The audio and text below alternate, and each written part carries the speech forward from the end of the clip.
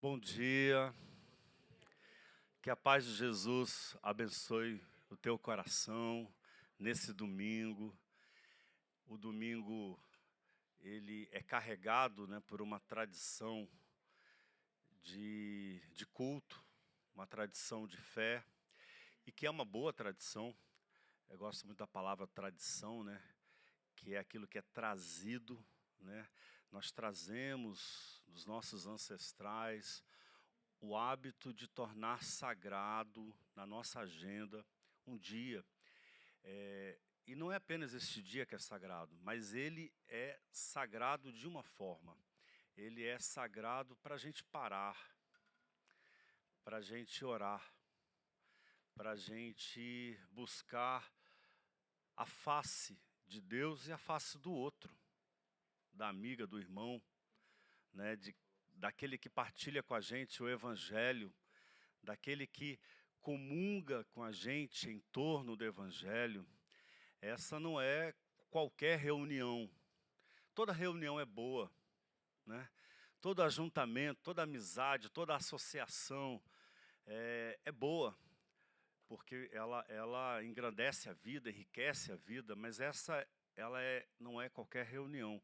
Ela é uma reunião em torno do Evangelho, do anúncio, neste caso, divino, em Jesus, de que nós temos paz com Deus, de que nós não somos devedores de Deus e de que somos vocacionados à solidariedade, somos vocacionados à partilha, somos vocacionados a enxergar o outro com compaixão, com misericórdia, somos vocacionados a buscar justiça.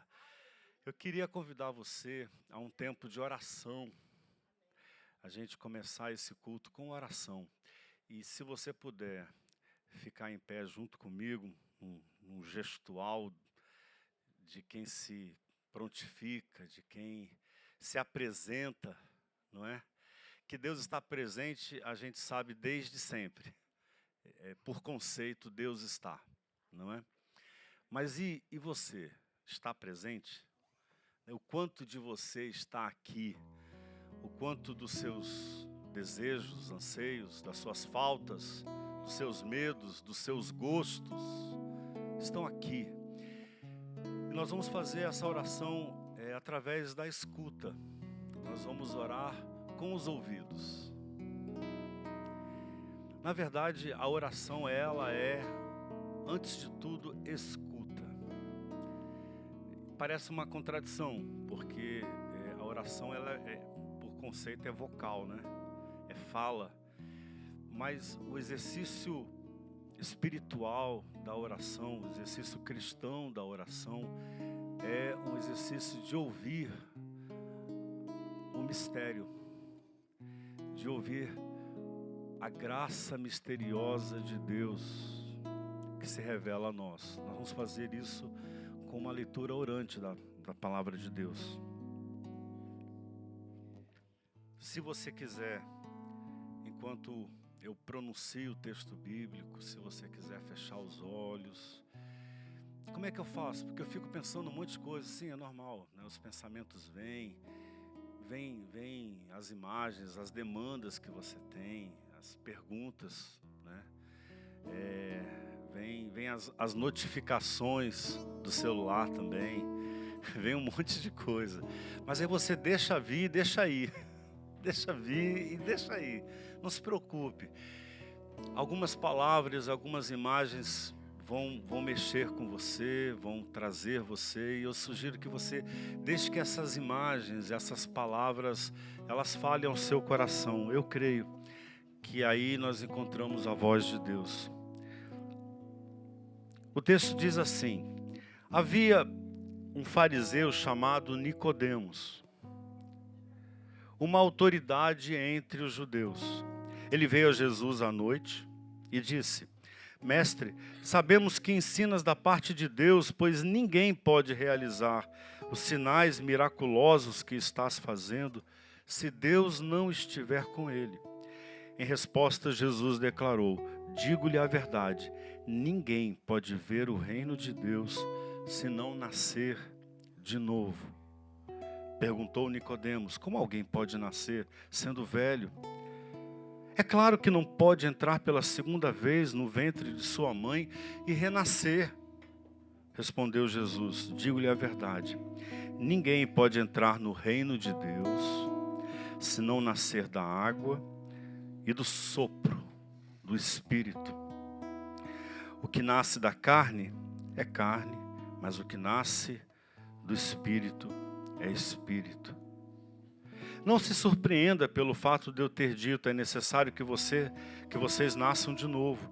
O vento sopra onde quer, você o escuta, mas não pode dizer de onde vem, nem para onde vai. Assim acontece com todos os nascidos do Espírito.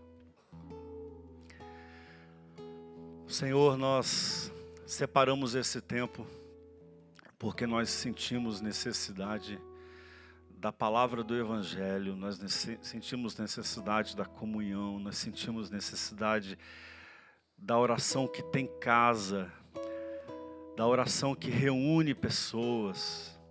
Nós sentimos necessidade da casa de oração, onde nós não apenas temos amigos, mas nós temos partilha de vida e de esperança, partilha de compromissos. Nós queremos, ó Deus, que esse tempo seja o Teu tempo nas nossas vidas, ó Deus. Senhor, eis aqui o nosso coração que se abre para Ti. Eis aqui, Deus, o nosso coração que é também terreno, é solo, onde a palavra vai ser semeada e nós desejamos que ela frutifique em nós, que ela produza frutos de vida, frutos de misericórdia, que ela nos dê um coração parecido com o coração de Jesus. Obrigado, Senhor, por essa comunhão de irmãs e irmãos. Obrigado, Deus, por esse tempo tão abençoado. Eis-nos aqui, Senhor, em nome de Jesus, em nome de Jesus. Aleluia.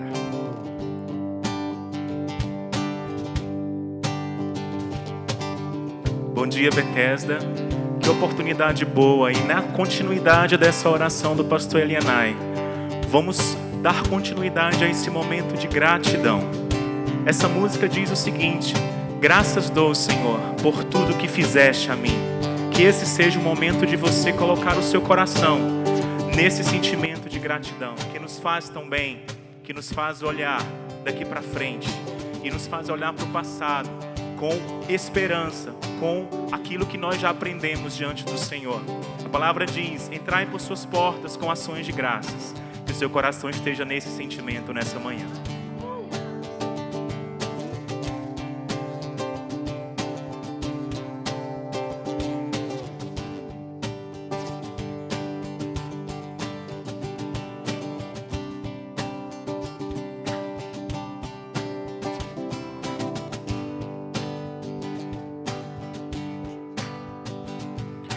Mil motivos para agradecer, mais de 1000 razões para louvar, 1000 canções de amor para cantar. Jesus,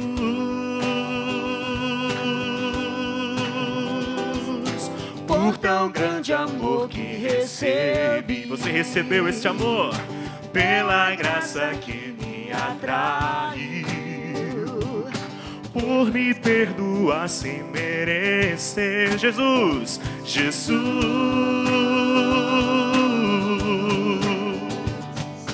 por regenerar meu coração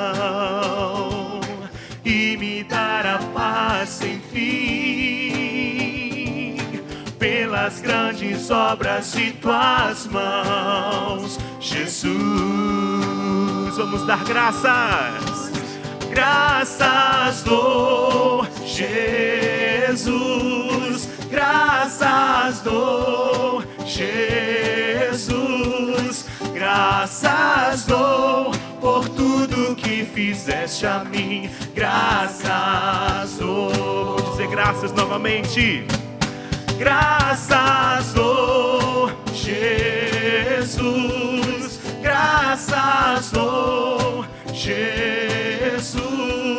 Graças dou por tudo que fizeste a mim. Graças dou por me socorrer nas aflições, por saber que nunca estou só, pelo teu cuidado que é sem fim, Jesus.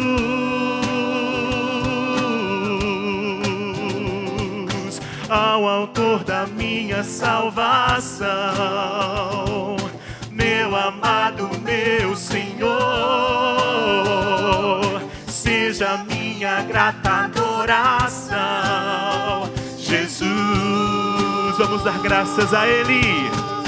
Graças dou, Jesus. Graças dou, Jesus.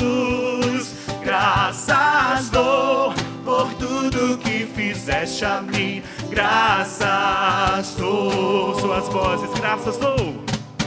Graças dou, Jesus. Graças dou. Obrigado, Jesus, pelo teu amor por nós. Graças dou por tudo que fizeste a mim. Graças dou. Graças dou. Graças dou, Jesus. Graças dou, Jesus. Graças dou por tudo que fizeste a mim. Graças dou.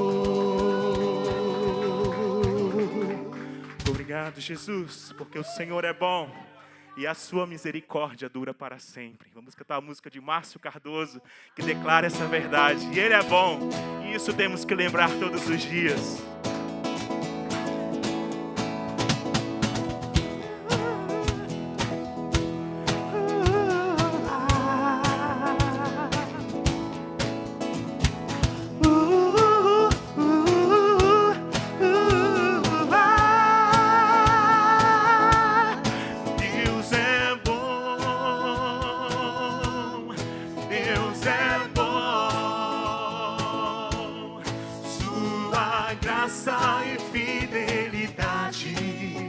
Anunciam que Deus é bom. Ele é. Deus é bom. Deus é bom. Nós, teus filhos aqui reunidos, declaramos que Ele é bom. Deus é um Pai que não se cansa de amar. Ama todos sem fazer distinção. Em Jesus se fez irmão e bem mais perto chegou.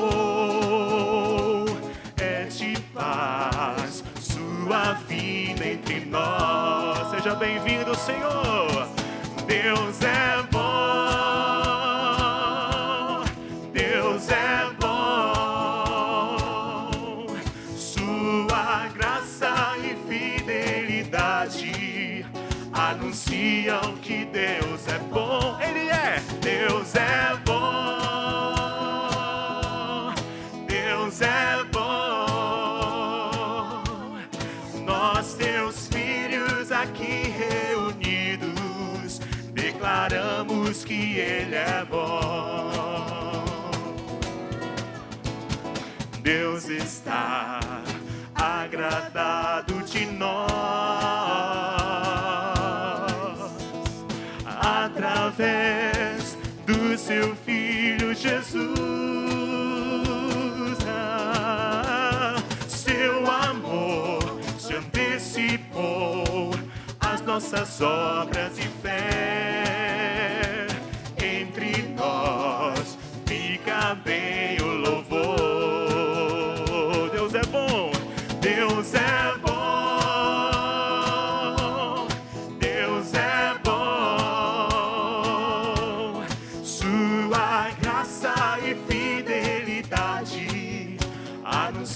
anunciam que Deus é bom, Deus é bom, Deus é bom. Nós, teus filhos aqui reunidos, declaramos que Ele é bom. Sua graça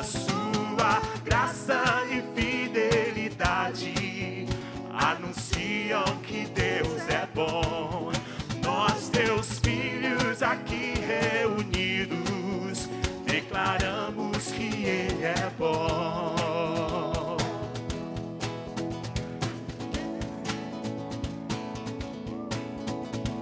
Deus é bom.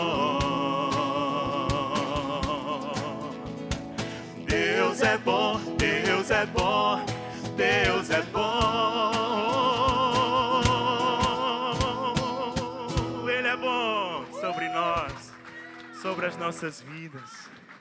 A palavra diz assim: entre os muitos pensamentos que em mim estão, Senhor, as tuas consolações é que me recreiam a alma.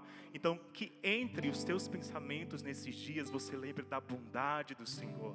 Em meio aos desafios da vida, você lembre da bondade do Senhor sobre ti, sobre a tua família, sobre os seus filhos, sobre a sua trajetória. Aleluia, porque Ele se entregou por nós. Oh Deus, te louvo pelo teu amor.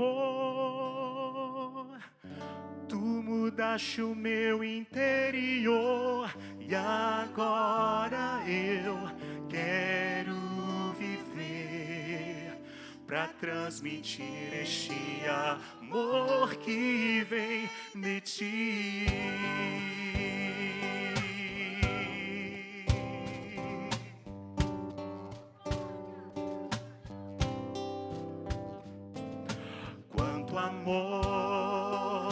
Quanto amor Ele tem por mim. Quanta dor sofreu por mim, por amor. A razão de tão grande amor foi mostrar que a minha vida tem valor. Sou tão precioso para Deus que Ele deu o seu Filho pra morrer na cruz por mim.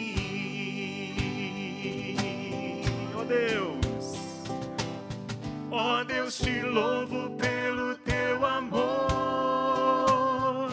Tu mudaste o meu interior e agora eu quero viver pra transmitir esse amor que vem de ti. Olhe para esse amor, olhe para essa misericórdia sobre ti nessa manhã. Quanto amor Ele tem por mim. Quanta dor sofreu por mim, por amor. A razão de tão grande amor foi mostrar que a minha vida tem valor. Sou tão precioso para Deus que Ele deu o seu Filho pra morrer na cruz por mim. Então vamos louvá-lo pelo seu amor. Oh Deus, te louvo pelo teu amor. Tu mudaste o meu interior e agora eu quero viver pra transmitir este amor que vem de ti. Oh Deus, te louvo pelo teu amor. Tu mudaste o meu interior e agora eu quero viver pra transmitir esse amor que são as vozes. Oh Deus, te louvo pelo teu amor. tocaste o meu interior e agora eu quero viver para transmitir esse amor que vem de ti.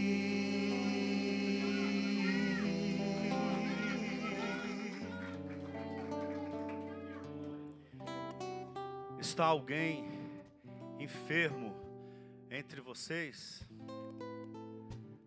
Chame os presbíteros para que unjam com óleo. Confessem as vossas culpas uns aos outros, e a oração do justo salvará o enfermo. Nós queremos cuidar de você com esse gesto bíblico da unção, que é cuidado, que é um exercício de fé. Se você está aqui hoje enfrentando dias difíceis, atravessando desertos, atravessando dias sombrios, de angústia, de desânimo, de cansaço, se você precisa partilhar a sua dificuldade com essa comunidade, nós queremos orar com você. Enquanto nós cantamos a próxima canção e a igreja se mantém nesse movimento cântico, né, de orar, você pode sair do seu lugar, vir aqui. Nós queremos te ungir nesse momento, colocar na frente de um dos dois pastores. Vamos fazer isso?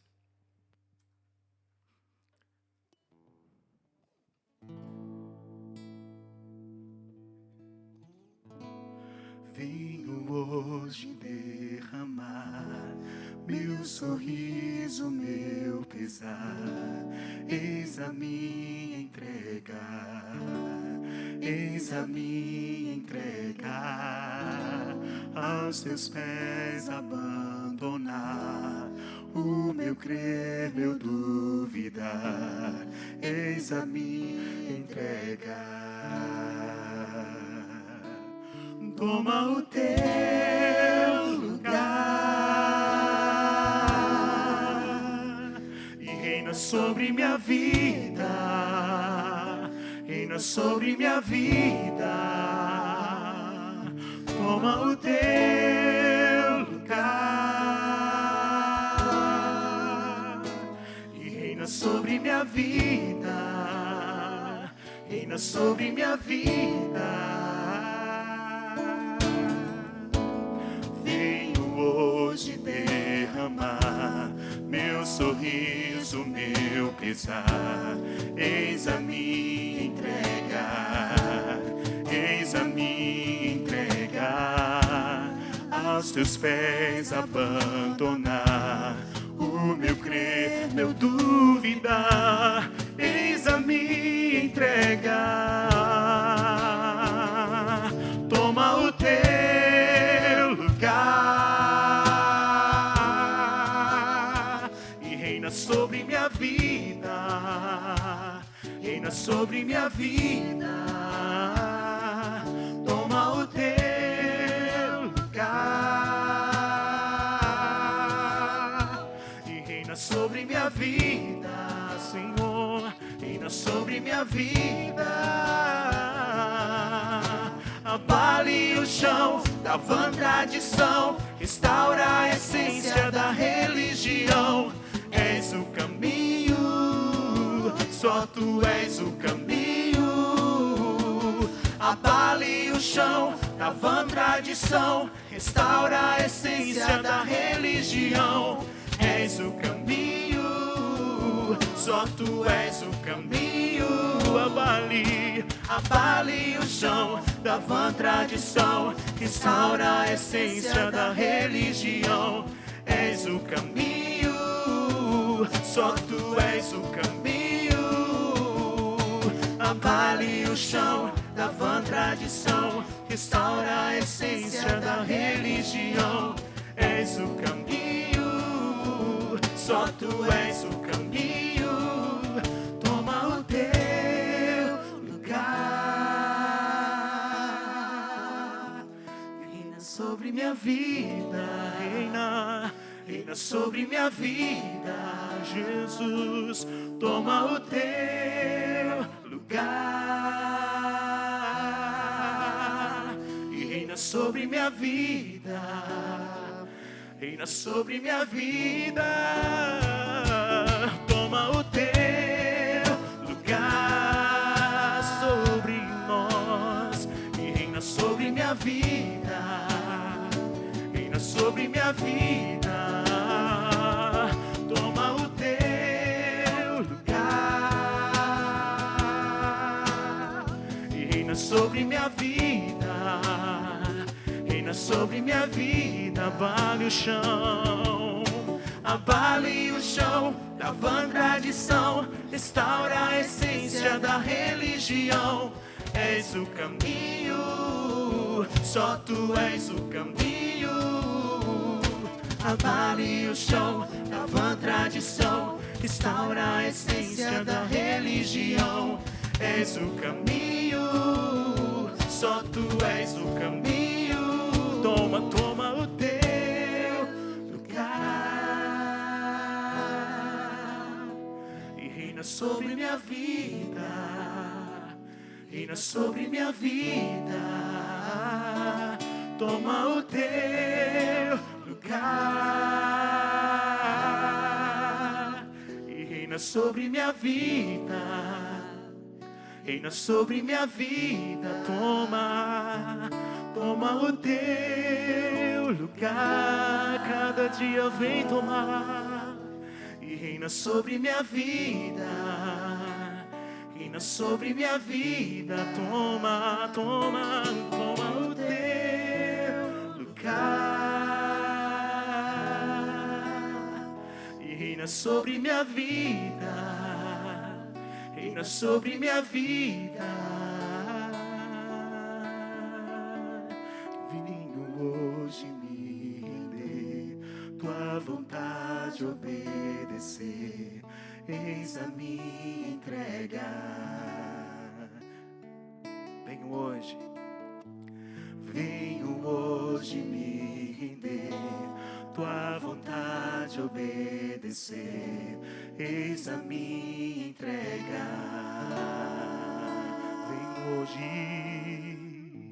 Venho hoje me render, tua vontade obedecer. Eis a minha entrega, eis a minha entrega.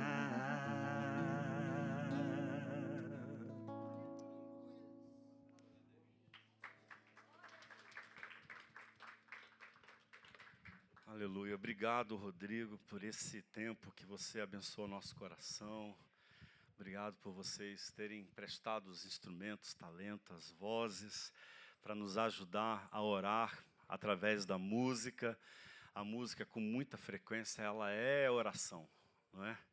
A música, com muita frequência, ela nos faz orar, qualquer música. E seja qual for a oração. E às vezes ela é celebração, ela é festa, ela é gratidão, é dança, né? A música, ela ajuda o nosso corpo a orar com mais inteireza, né? A se expressar, a dar sentimento também, a deixar o nosso sentimento com entonação, né? Com ritmo. Que bênção, graças a Deus, que bom. Queridos, nós chegamos a um período que vem sendo, né, nessas últimas 2 décadas, vem sendo bastante tumultuado, intenso, nervoso, que é um período eleitoral, né? Infelizmente, a cultura política brasileira, ela centraliza, né, a sua esperança na figura do executivo, né? A figura personalista do executivo, a despeito de a política brasileira ou a política de uma sociedade democrática como nossa ser feita nos municípios, nas suas repartições, né? A despeito de o parlamento, em todas as instâncias dele, seja a instância municipal, com os vereadores, estadual ou federal, com deputados e senadores, ser uma instância decisiva na prática da política. Então, a maioria de nós nem lembra. A maioria não lembra. O vereador que votou, nem o deputado, nem o senador, a maioria, né? Nós não temos a prática de cobrar. Essa primeira cobrança, essa primeira discussão das políticas públicas tinha que ser feita com os vereadores, que representam regiões, corporações, né, segmentos vários da sociedade. E isso não existe, né? Infelizmente, existe muito pouco. São poucos os vereadores que vão prestar contas para os seus eleitores, né, em ambientes de debate público, para falar sobre o que estão fazendo, os projetos de lei. E aí a gente toma um susto quando descobre que determinados astros, né, da política brasileira nunca aprovaram um projeto de lei, né? Direcionam emendas para práticas questionáveis de política. Isso tudo faz parte da nossa cultura. Eu acho que a gente precisa, nesse tempo, de muita atenção, de muita sensibilidade, né, de muita responsabilidade, de fazer escolhas pensando numa forma de cuidar da nossa nação. E eu quero, em vários momentos durante esse ano, fazer sugestões, trazer a reflexão. Veja, a Bethesda, o primeiro compromisso que a Bethesda assumiu, que tem a ver com política, foi o de jamais recomendar qualquer candidatura, assumir qualquer compromisso partidário. Bethesda nunca fez isso. Nós nunca dissemos, esse aqui é o nosso candidato, vote nele. Isso, para mim, é uma alegria enorme, né, gigante. Eu lembro que em São Paulo, uma vereadora, né, que contava, né, com o apoio de uma igreja, teve problemas nessa igreja e veio se congregar conosco. E, de imediato, ela buscou expressão. Ela queria reconhecimento. E eu fiz questão de apresentá-la à igreja, né, uma autoridade, alguém que ocupava um espaço tão decisivo, tão nervoso. Oramos por ela, e amém. Mas ela queria mais do que isso. Ela queria que eu dividisse com ela o programa de rádio dela. Ela queria ocupar o espaço da tribuna. E eu falei para ela assim, olha, você está na comunidade que você mais precisa. Porque aqui você é igual a todas as pessoas. Aqui você não tem nenhuma diferença de fulano, fulano, fulano. Aqui você vai ser tratada como você precisa para a sua consciência ética, para a sua integridade pessoal. Ninguém aqui vai te procurar para pedir favor. Eu jamais vou te pedir para você me ajudar a comprar um terreno. Jamais vou te pedir para você ajudar na passagem aérea. Isso não vai acontecer nunca. Não é maravilhoso isso? Seja bem-vindo à sua comunidade. O que aconteceu? Ela queria aquele movimento, me chamou de arrogante, né? Eu me neguei a pregar na rádio, porque eu falei, eu não vou fazer um negócio desse. Bom, alguns meses depois estourou um escândalo e ela estava envolvida no escândalo. Então a Bethesda tem essa postura, né? Então a Bethesda, ela não tem nada a ver com política. Não, eu não falei isso não. Tem tudo a ver. Nós somos uma igreja muito política. Mas política no sentido melhor da palavra. Do cuidado do outro. Dos interesses da cidade. Por quê? Porque nós acreditamos que a nossa missão maior, né, a partir do Evangelho de Jesus, é produzir, promover, lutar pela justiça social, ponto. Com misericórdia, com solidariedade, com compaixão, né? Acima de tudo, essa é o nosso maior compromisso. Aí você talvez já tenha ouvido, ou não, eu já ouvi algumas vezes, já fui chamado de petralha, de esquerdopata, né, esquerdalha, esquerda caviar. A esquerda caviar é mais recente, não tem muito a ver com a igreja. Já fui intimado por causa dos meus posicionamentos. É claro que o meu perfil pessoal, nele eu tenho liberdade de fazer determinados posicionamentos, o que não acontece no perfil da Bethesda. Você jamais vai ver a Bethesda assumindo certos posicionamentos, que são posicionamentos que passam por partido, por compromissos com deputados. Eu tenho os políticos que eu admiro e falo deles e compartilho, mas é uma outra história. Mas vocês devem ter ouvido isso daí. Deixa eu dizer para você, a Bethesda não é uma igreja comprometida com nenhum partidarismo. Nenhum partidarismo. Mas nós acreditamos que o evangelho que Jesus viveu, porque Jesus foi evangelho, mais do que proclamar, evangelho é muito mais do que doutrina, é muito mais do que pregação. Ele foi encarnado em Jesus. E esse evangelho que Jesus foi, significou inclusão dos esquecidos, dos colocados de fora, né? Significou dar ouvidos para aqueles que não tinham voz, significou se colocar ao lado daqueles que eram vítimas de opressão. Jesus fez isso, deu voz às mulheres invisibilizadas, apagadas na história. Jesus fez isso. Jesus combateu o racismo dentro do judaísmo, sentou no poço com um samaritano, que no racismo judeu era tido como um maldito, se colocou ali, aceitou a polêmica, aceitou ser visto da pior maneira possível.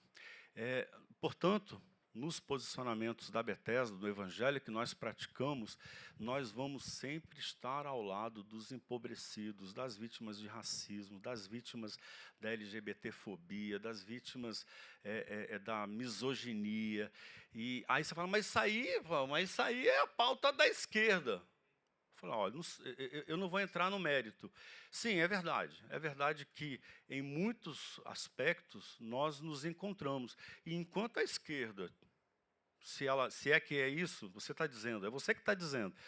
Eu posso falar isso em outro momento, mas agora eu quero só fazer esse raciocínio. Enquanto a esquerda estiver com esse compromisso, você vai ver a gente se encontrando lá. Você vai ver, porque nós temos esse compromisso. Nós temos um posicionamento na vida a partir do evangelho. Solidariedade. O evangelho de Jesus é gente se importando com gente. É gente encontrando Deus no rosto dos mais carentes. Esse é o evangelho de Jesus. Então, seja bem-vindo. Se você entende que essa é uma política bonita, eu acho que é. Linda, encantadora. Então, eis a Bethesda. Amém? Amém. Nós vamos, nesse momento, trazer nossos dízimos e nossas ofertas.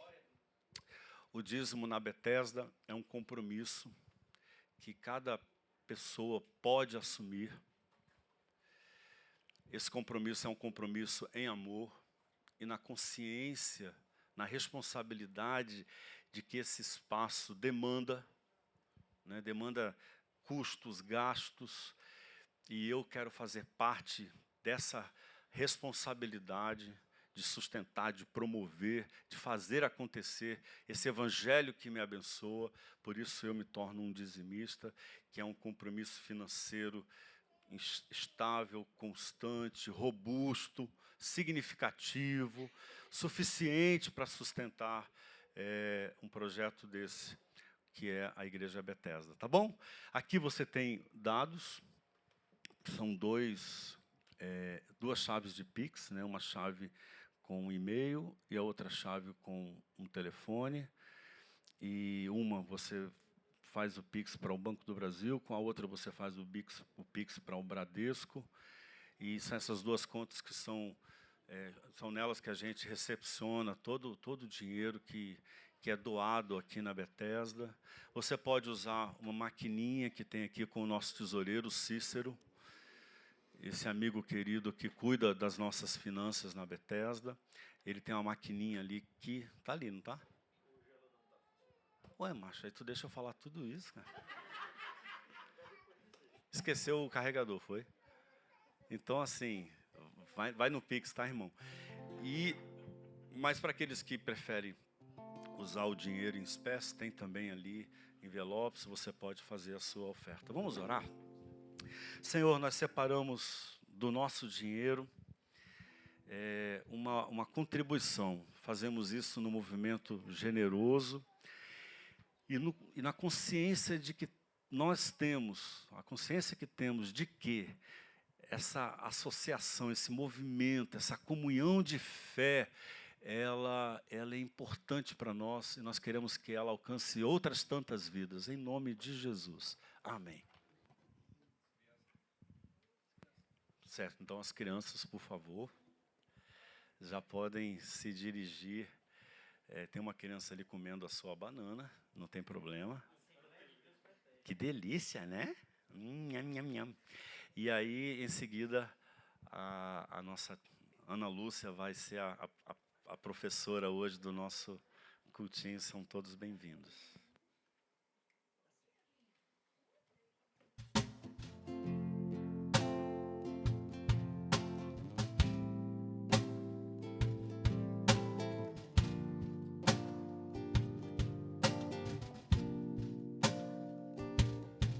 Essa paz que sinto em minha alma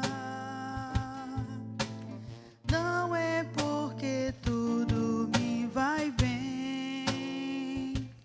Essa paz que sinto em minha alma é porque eu amo ao meu Senhor. Não olho as circunstâncias, não, não, não. Olho o seu amor. Não me guio por vistas, alegre estou. Não olho as circunstâncias, não, não, não. Olho o seu amor. Não me guio por vistas, alegre estou.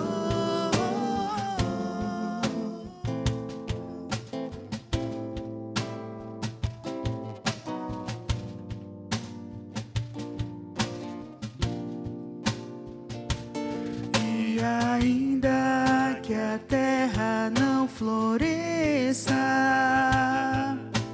e a vide não dê o seu fruto, e ainda que os montes se lancem ao mar, porque a terra trema e de confiar. Não olhe as circunstâncias, não, não, não. Olhe o seu amor. Não me guio por vistas, alegre estou. Não olhe as circunstâncias, não, não, não. Olhe o seu amor. Não me guio por vistas, alegre estou.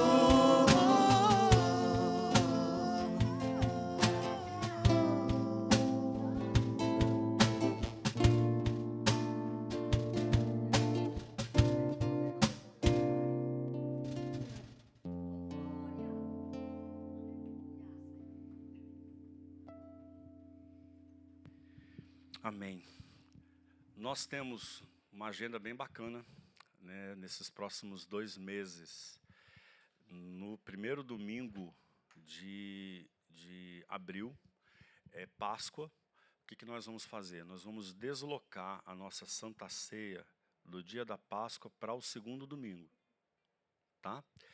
Porque a gente tem uma Santa Ceia muito peculiar e nós ficaríamos com o culto cheio de muitos movimentos e acabaria comprometendo o momento que é o da Páscoa, onde nós vamos apresentar, no primeiro domingo, vamos apresentar, do primeiro domingo é o dia 5 de abril, um musical de Páscoa belíssimo.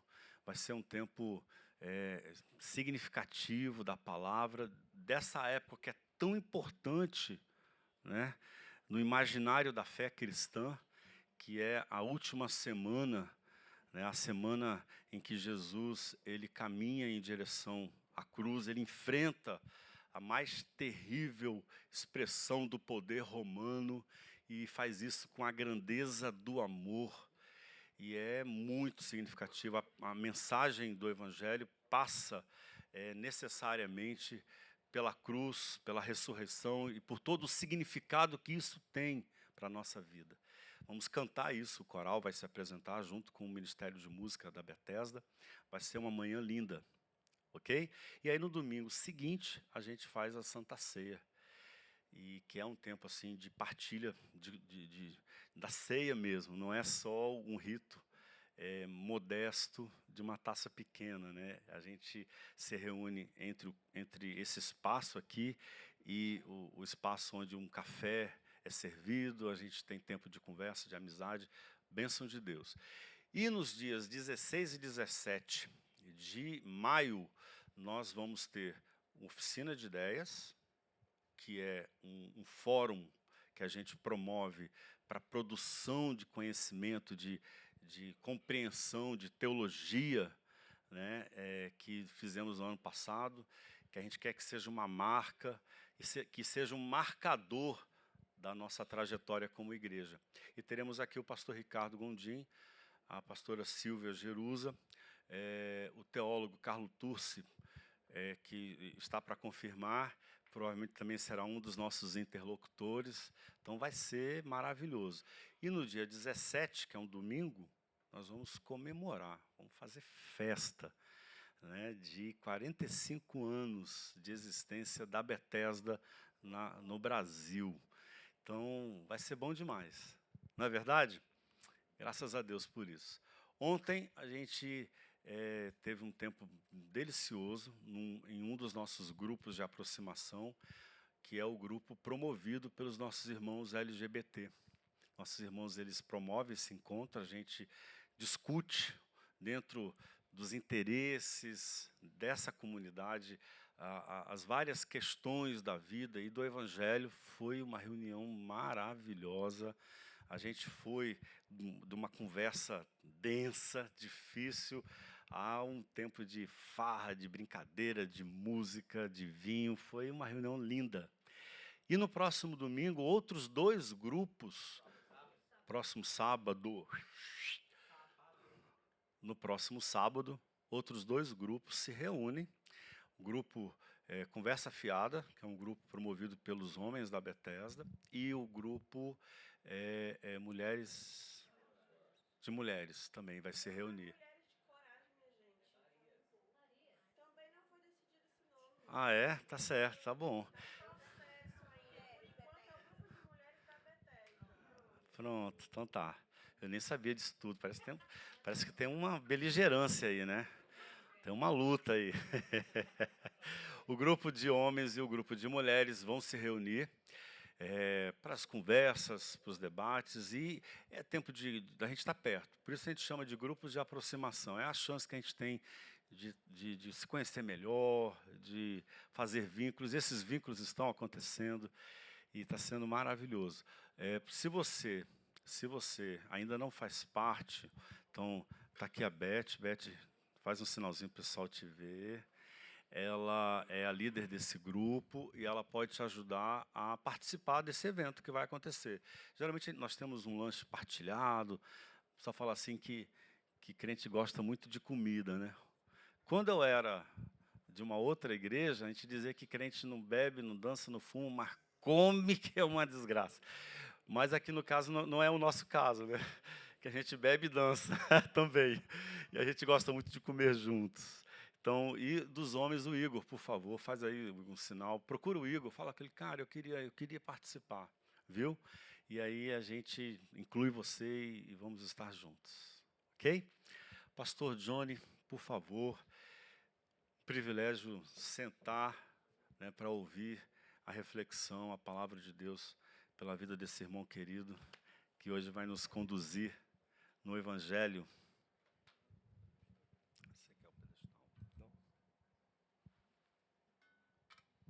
Água de coco.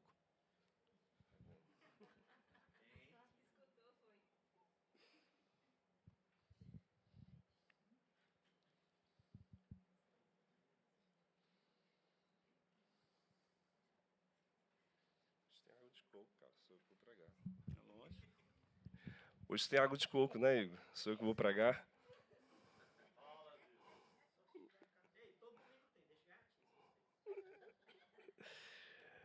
Bom dia, gente bonita. Que bom estar com vocês nessa manhã, de tantas falas, né? De tantos sons, aromas, né? Esse momento da oração é tão precioso para a gente, quando a gente ora com vocês, por vocês, entre vocês, e fica esse bom perfume nas nossas mãos, no ar, né? E faz com que a gente possa ter esse sentimento de que existe uma presença, existe uma delicadeza, existe um sagrado que se revela a partir do cuidado para oferecer cura. É isso.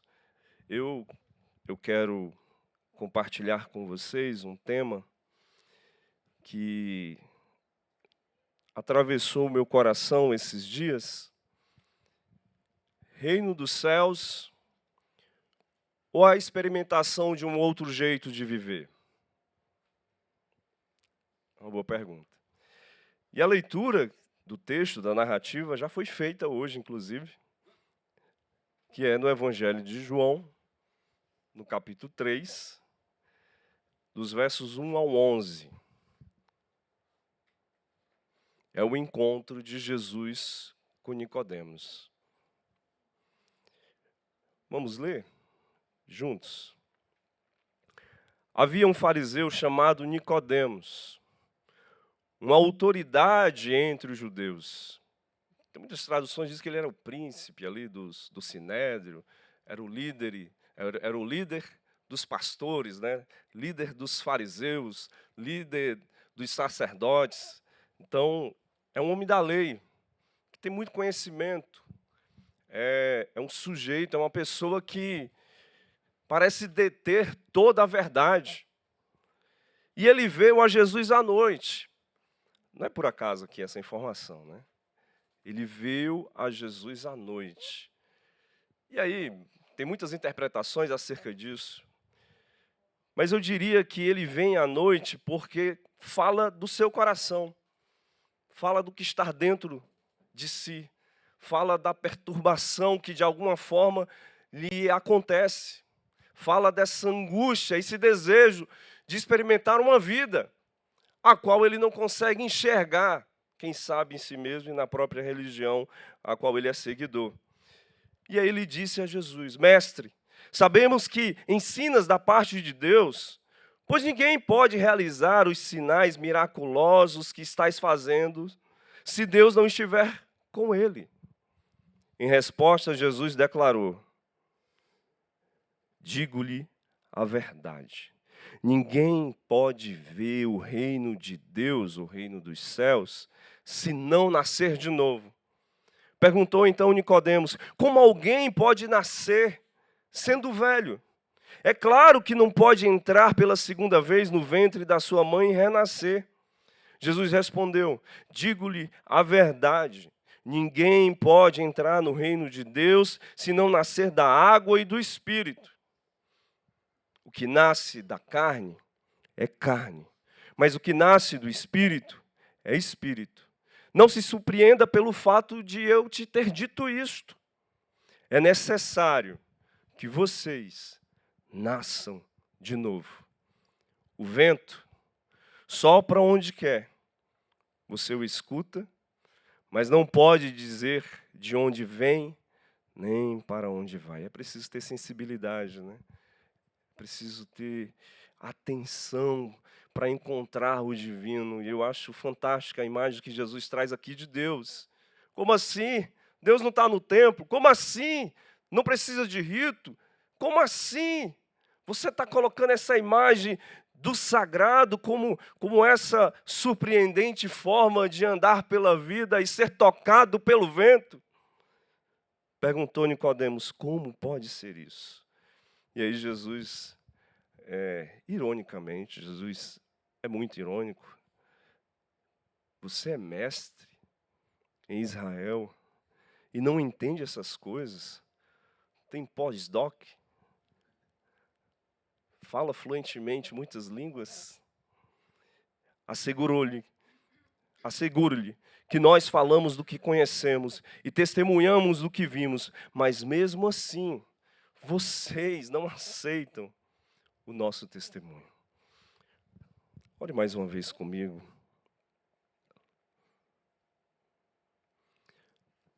Deus, a gente precisa desse encontro com a palavra, como uma forma, um jeito, uma maneira de nos desvelar. Fazendo com que a gente agora, nesse movimento da fé, o nosso coração, os nossos ouvidos sejam obedientes. Obedientes porque estão atentos, sensíveis, porosos para aquilo que tu tens a nos dizer nesse tempo de reflexão. Amém. Se existe alguma forma de Jesus se diferenciar dos demais líderes religiosos do seu tempo, das muitas formas e narrativas que os evangelhos nos apresentam, é a construção desse conceito chamado reino de Deus, o reino dos céus. Jesus constantemente vai dizer que existe aí uma forma, um modelo, um jeito de inventar a vida que só pode carregar esse nome. É reino dos céus, é reino de Deus. E aí muitos estudiosos, tradutores e pensadores acreditam, né, uma versão que essa expressão seria para fazer um contraste à vida marcada pelo Império Romano. Outros vão dizer também que é devido à própria capacidade dos fariseus em julgar as pessoas e dizer assim, olha, você faz parte ou não do reino de Deus. E aí Jesus traz à tona esse novo significado. Veja, para Jesus, essa expressão, reino de Deus, reino dos céus, não é uma instância meramente religiosa, ou uma gramática que se traz e que se usa, de certa forma, a sua tonalidade, apenas dentro dos ambientes que são marcados pelos ritos, pela liturgia, dos ambientes que são necessariamente, que requer e que exige o cumprimento da lei, como o templo, como eu já falei aqui, ou naqueles momentos e instantes que muitas vezes se produz atitudes piedosas, que são apresentadas por aqueles e por aquelas que, de alguma forma, estão imersas na tradição judaica e que, por um jogo plástico aparente, tenta se mostrar santo. Não é sobre apenas isso, não é dentro desse segmento, não. Não é isso que Jesus deseja dizer sobre o sentido do que é o reino dos céus. Para Jesus, essa é uma expressão espiritual. É uma vida que deixa ser ventilada, arejada, acordada, despertada por um sopro vivificador, por um vento que anima em dias de pulsão de morte. Percebe aqui o que Jesus traz à tona nesses encontros, onde há essa expressão, é justamente fazendo esse embate, fazendo esse contraste. Olha, existe aí esse mundo que está marcado pela violência da religião judaica, que torna as pessoas e classifica as pessoas e dizem a quem ela precisa fazer para que de alguma forma se sinta aceita por Deus. Do outro, existe a violência do império, marcada também por isso, por uma forma econômica e desastrosa de viver. E aí Jesus apresenta essa outra imagem, dizendo assim, eu me nego a viver diante desse cenário, desse quadro, dessa realidade que é apenas pulsão de morte. Existe um outro jeito de viver. Por isso eu insisto, é mais do que uma postura religiosa. Por quê? Vê se você concorda comigo. Se não concordar, não tem problema. Por que é mais do que uma questão religiosa da fé? Porque a religião, ela cristaliza a verdade. A religião, ela é burocrática, é hierarquizada, organizacional. E muitas vezes domestica o rito e a oração. Muitas vezes tutela comportamentos em nome do moralismo e esgarça a ética do cuidado. Muitas vezes a religião prefere aprisionar as pessoas através do medo e da culpa do que correr o risco de promover consciências livres e que podem aprender sobre responsabilidades. Então veja, o movimento que Jesus propõe em seus encontros, onde ele vai dizer que o reino de Deus estava entre os discípulos, ou convidando, como é aqui nessa narrativa, para que houvesse uma adesão, não é a fragmentação da nossa vida, não é sobre tornar a nossa vida mais um departamento da nossa história. Não. É esse lugar como um espaço onde a gente possa ser devolvida a uma inteireza da nossa existência. Jesus não quer que a gente ande na nossa história, na nossa vida, como se fôssemos departamentos cômodos, engrenagens de uma fabricação que modam a produção de uma peça, não. Sabe por quê? Porque muito cedo, quando a gente fala de espiritualidade, de segmento da fé, não raro, o que é que a gente faz? A gente se lança em uma dicotomia da vida, do sentido, do significado da nossa existência. E aí a gente vai separando as coisas. É corpo, aí chama alma. Realidade, metafísica, para além da realidade, de vida e de outro mundo. É, de certo modo, como o tempo todo a gente vivêssemos rendidos a essa verdadeira obsessão em classificar as coisas. Deixa eu clarear mais para você. Porque a gente vai aprendendo no caminho espiritual, que a gente vai aprendendo no nosso caminho espiritual, é como a gente precisasse fazer esse fracionamento, sabe? Desde as coisas mais banais, as coisas mais sérias, como se a gente vivesse o tempo todo em duas esteiras. É profanação ou é santidade? São obras da carne ou obras espirituais? São coisas do mundo ou são ações divinas? É de Deus ou é do diabo? É música da igreja ou é secular? O tempo todo nessa separação. E aí, para a gente dar conta desse modo de existência, a gente vai juntando, amealhando fardos de regras após a outra, e daqui a pouco a gente não sobra nada de si, mas um intenso mergulho de culpa de viver, e a gente desaprende a lidar com a chance de costurar o próprio destino. Quando a gente fala sobre espiritualidade, sobre fé, sobre reino de Deus, a gente se lança nessa dicotomia. Será mesmo que essa roupa está adequada? Será que eu pinto ou não o cabelo? Será que eu posso ir nesse ambiente, me encontrar com essas pessoas? Essa fragmentação, essa divisão, essa separação da vida. E aí, por que eu estou falando sobre isso? É que, de certo modo, o encontro com Jesus e Nicodemos, Jesus se vê flagrado em uma demonstração de indignação. Porque quando ele vem fazendo essa descrição no início da narrativa, dizendo, olha, você só pode ser de Deus porque você faz essas coisas, porque você realiza esses milagres, você realiza esses sinais, você só pode ser de Deus.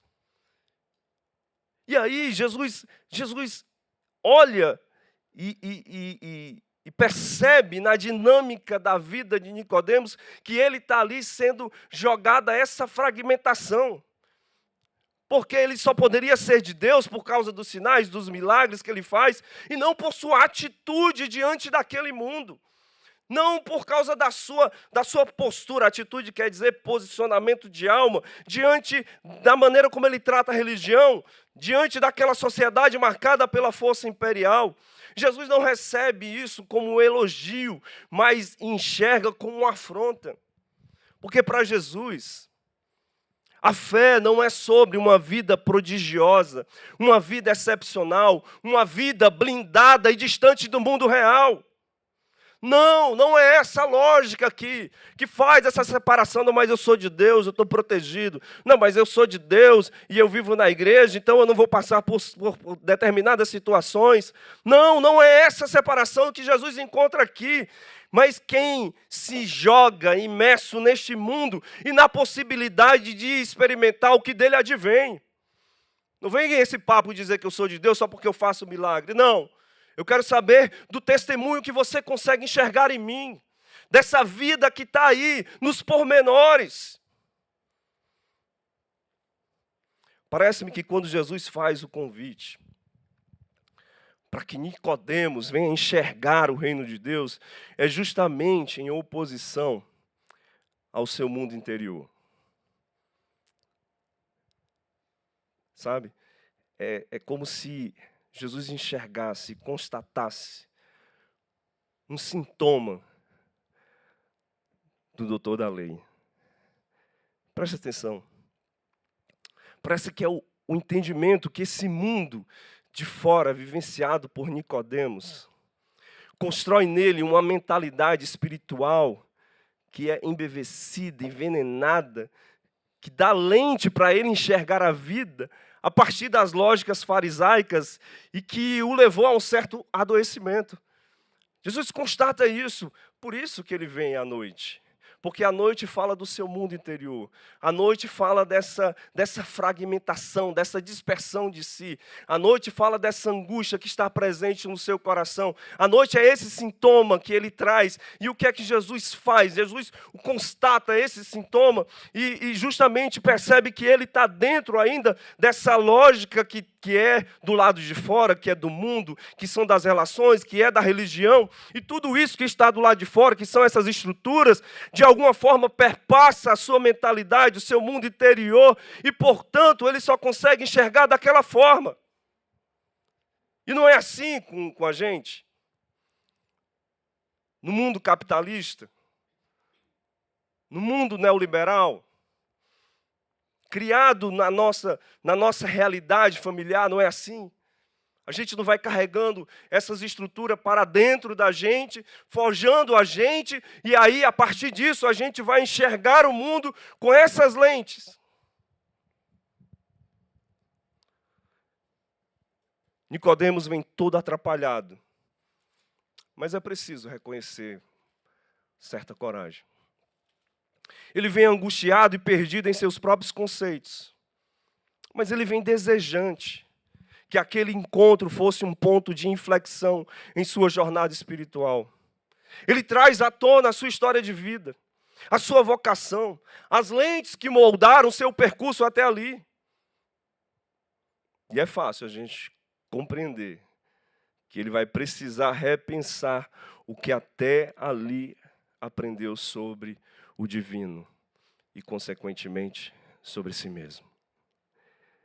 Como diz Cecília Meirelles, o convite para Nicodemos e para todos nós é sobre desaprender o que aprendemos para reaprender. Veja a poesia fala melhor.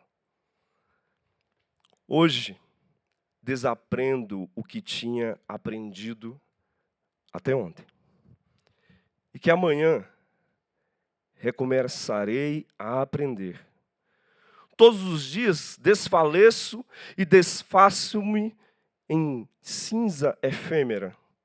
Todos os dias reconstruo minhas edificações em sonho eternas.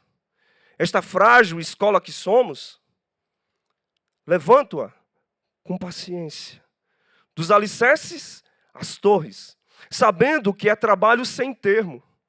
Do alto avisto os que folgam e assaltam, donos de riso e pedras. Cada um de nós tem a sua verdade, pela qual deve morrer. De um lugar que não se alcança, e que é, no entanto, claro, minha verdade, sem troca, sem equivalência nem desengano, permanece constante, obrigatória, livre, enquanto aprendo, desaprendo e torno a reaprender. O O que mais essa narrativa pode trazer ao nosso coração? Eu trouxe só um conceito para a gente hoje.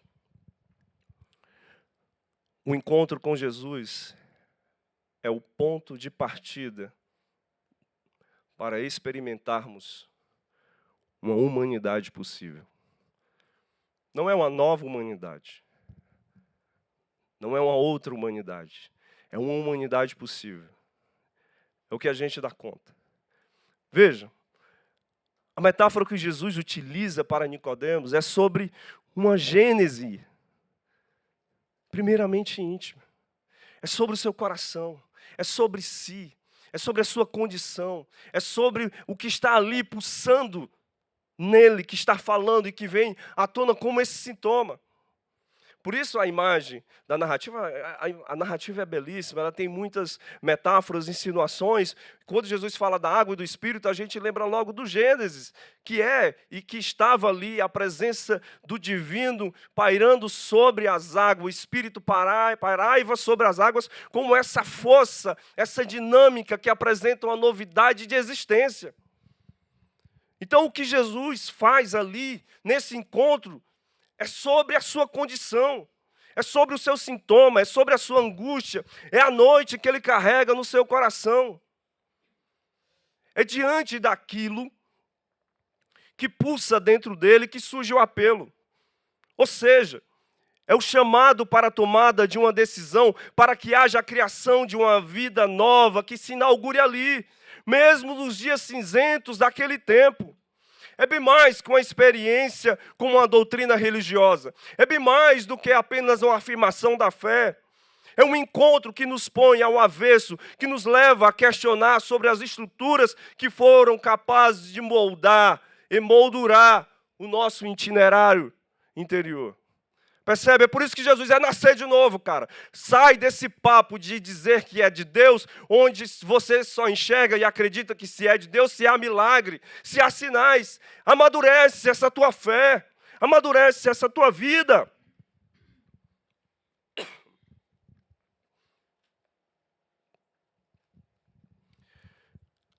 Agora pensa comigo. Quem é o Nicodemos? Ele é um homem rico, com prestígio, com acesso ao poder, letrado, doutrinado por uma cultura de saberes religiosos, culticos e de ritos. E agora ele se flagra diante da possibilidade de suspender tudo o que aprendeu sobre si e sobre o divino. Em outras palavras, o que está posto neste relato é justamente em fazer com que Nicodemos venha encarar que há outras maneiras de viver a vida que vão além daquela que ele foi ensinado em toda a sua trajetória. Percebe o que está ali e que é preciso a gente tomar consciência, é essa chance que ele tem de tomar uma decisão. Porque o Evangelho é esse devir transformador.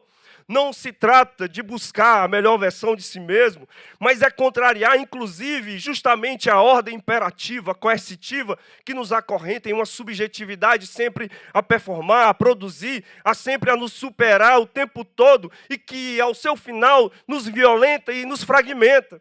Ao contrário, o que se tem aqui é ponto de partida. É a risca do chão. É uma vida que se anuncia em aliança na presença de um encontro. E qual é o encontro? É o testemunho de Jesus. É esse que olha para a vida com a chance de recuperar o seu gosto, o seu sabor e a sua grandeza. Percebe? É ali. É esse ponto que a gente precisa se ver também. É a risca do chão, a minha vida é aqui, ponto de partida, a partir desse encontro. E a partir desse encontro eu não posso renunciar, eu preciso decidir o que é que eu faço.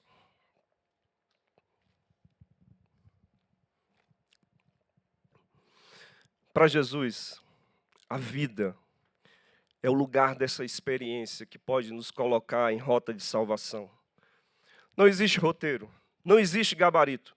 Não há um passo a passo que um dia escutamos de alguém como se fosse uma garantia ou uma gota de satisfação. No entanto, é essa vida, que muitas vezes é doída, trágica, desesperançada, desencantada, que surge como uma usina a ser fermentada para que a gente possa usar uma outra humanidade.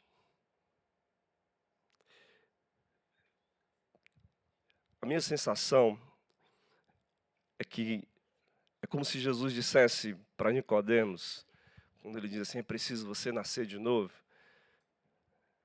Dissesse assim, ó, você não precisa viver à sombra do que lhe foi feito. Nicodemos, você não precisa viver à sombra do que lhe foi feito. Nasça de novo. Jesus enxerga a fuga de Nicodemos. Onde é que está a fuga de Nicodemos? Olha a tentativa de se auto-sabotar. Ele prefere o delírio de se imaginar de volta ao ventre da mãe a assumir o protagonismo de se construir um novo sacerdote, uma nova vocação e um novo homem. Quando Jesus fala sobre esse nascer de novo não é desistir da nossa humanidade, mas transformá-la, de repará-la, não magicamente, não fantasticamente, mas em pequenos gestos para que possamos experimentar essa novidade. O pastor está muito etéreo, muito longe, muito conceitual. Eu gosto de fazer isso. Mas eu quero te dar alguns nortes. Eu quero fazer um exercício com você. Você e eu, enquanto homens, podemos dizer não à estrutura da misoginia, do machismo, que redunda na morte e violência contra as mulheres. Você e eu, enquanto homens, podemos não silenciar com piadas que rebaixam e ferem a dignidade das mulheres. Isso é nascer de novo. Você e eu, enquanto pessoas brancas, podemos não calar diante do racismo, inclusive lutar para que os nossos espaços e ambientes aos quais nós convivemos sejam acolhedores e livres desse mal. Isso é nascer de novo. Você e eu precisamos fazer das nossas relações um espaço livre de preconceitos em relação às pessoas LGBT+. E que o nosso respeito vire admiração. Que nossa admiração torne-se amizade. Que nossa amizade forme uma comunidade que seja uma celebração da diversidade. Isso é nascer de novo. Você e eu precisamos ser encorajados pelo senso de justiça. Sem a farsa do messianismo. Já deu, né? E do heroísmo. Na descrição exigida pelo Sermão do Monte, que nossas mãos humildes e pequenas possam alimentar quem tem fome, possam apoiar causas que cuidam dos invisíveis dessa nossa cidade, e que a gente não tenha medo ou vergonha, como o Elenay falou mais cedo, de escolher candidatos, candidatas, sem a tutela do pastor, ou mesmo da igreja. Mas que a gente seja comprometido com as pessoas empobrecidas, minorizadas, trabalhadoras e sofridas da nossa cidade. Isso é nascer de novo. Eu e você. A gente precisa se recusar a desacreditar nas pessoas. nesse tempo de erosão, de invalidação, de cancelamento, desaparecimento do outro, nós somos vocacionados a construir vínculos para além do espaço religioso e da fé. É sobre não atender o apelo do descarte do outro e absorver o desconforto que o outro nos limita. Se o olhar dos outros podem ser um inferno, como já nos disse Sartre, que sejamos um olhar que a pessoa experimente o céu. Isso é nascer de novo. A gente não precisa ser refém daquilo que nos atravessou, ocasionando dor e ressentimento. Que a gente possa se despedir de velhas roupas existenciais que não nos servem mais, como já cantou Belchior, que nos sufocam, que de alguma forma nos deixam amedrontados. É preciso se despedir, deixar ir. E que a gente tenha a boa arte de um artesão, de cultivar, de celebrar memoriais que acendem presença, pertencimento, afeto, hospitalidade, leveza e o encontro com o próprio coração. Isso é nascer de novo. Ficou mais perto? Eu termino com a poesia de Cecília Meirelles. Só deu ela hoje, não foi Clarice.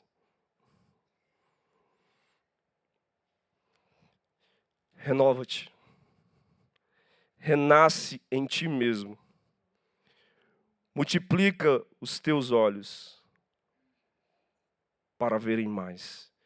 Multiplica-se os teus braços para semeares tudo. Destrói os olhos que tiverem visto. Cria outros para as visões novas. Destrói os braços que tiverem semeado para se esquecer ou se esquecerem de colher. Ser sempre o mesmo, sempre outro, mas sempre alto, sempre longe e dentro de tudo. Você quer ficar em pé comigo?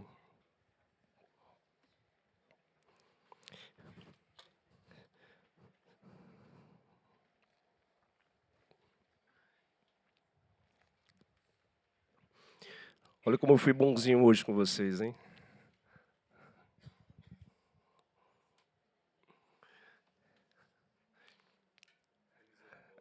Essas coisas assim, é quase um apelo, né? Me chame para almoçar.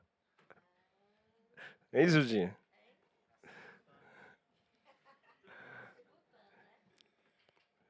Veja que interessante essa narrativa, porque durante muito tempo a gente vai se prendendo apenas ao conceito doutrinário, né, do novo nascimento, da metanoia.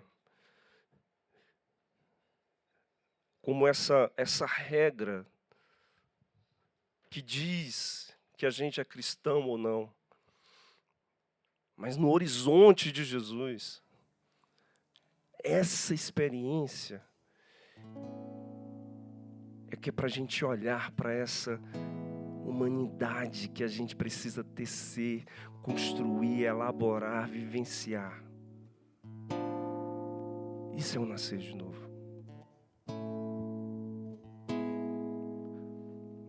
Como a gente deixa de ser moldado pelas estruturas diabólicas porque tem a ver com essa fragmentação, essa divisão da nossa existência.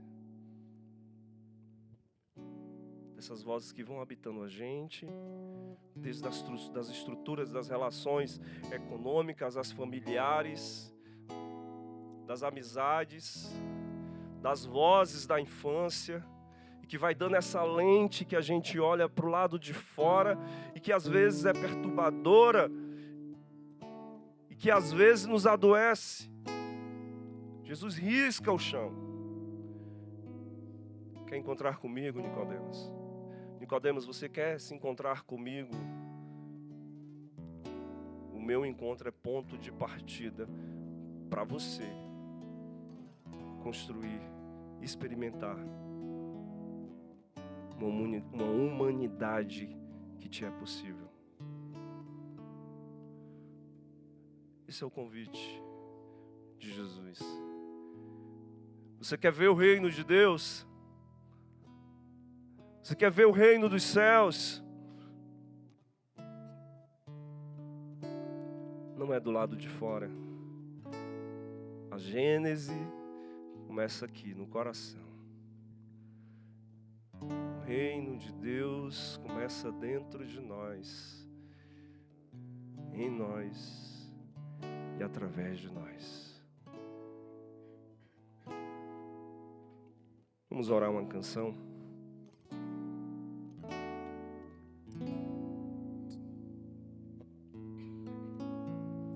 Venho hoje derramar meu sorriso, meu pesar, eis a me entregar, eis a me entregar, aos teus pés abandonar, o meu crer, meu duvidar, eis a me entregar. Toma o teu lugar e reina sobre minha vida, reina sobre minha vida. Toma o teu lugar e reina sobre minha vida, reina sobre minha vida. Abale o chão da vã tradição, restaura a essência da religião. És o caminho, só tu és o caminho.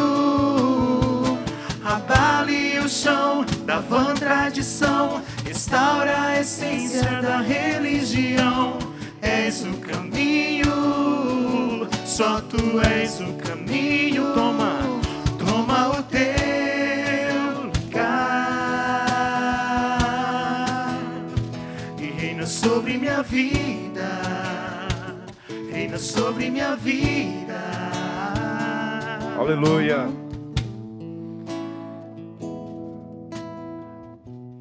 Deixa eu orar com você. Coloca a mão assim no teu coração.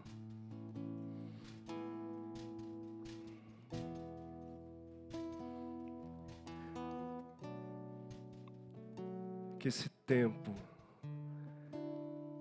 seja um tempo onde a gente possa repensar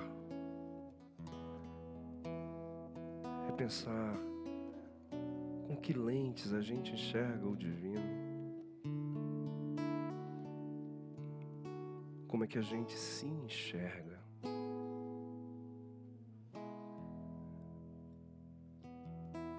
Nascer de novo não é mais uma produção de uma fantasia de quem você pode ser.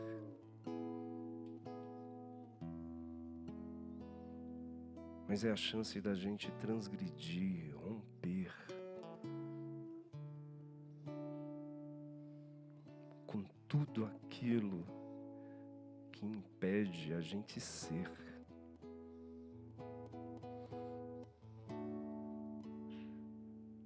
Que a gente seja devolvido a esse gosto de viver, mesmo nos dias mais conturbados, difíceis. É possível.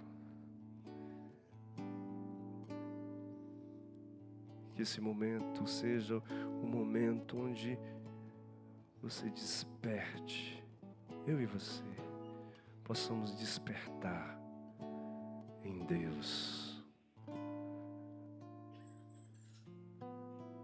Em nome de Jesus. Amém. Que a graça do nosso Senhor Jesus, Salvador, o amor de Deus, nosso Pai, a amizade de amigos e irmãos de fé e a doce consolação do Espírito possa ser vento que nos surpreende com presença que regenera e cura e que devolve sentido e sabor para a nossa vida. Você pode dizer amém? Bom almoço, boa semana.